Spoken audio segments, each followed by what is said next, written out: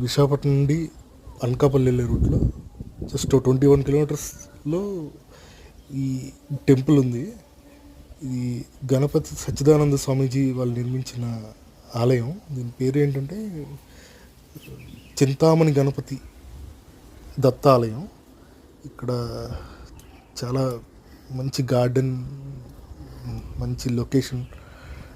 ఇక్కడ మెయిన్ నాకు నచ్చింది ఏంటంటే ఇక్కడ ఒక్కొక్క రాశి నక్షత్రాలకి ఏ మొక్కలు సూట్ అవుతాయో ఇక్కడ రాసి పెట్టారు.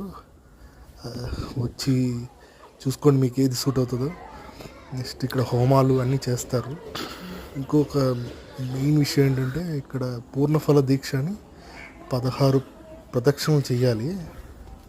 ఒక కొబ్బరి బొండం ఇస్తారు, 100 రూపాయలు కడితే. అది కట్టి 16 రోజులు దీక్ష చేస్తే మనం అనుకుంది అవుతుందట.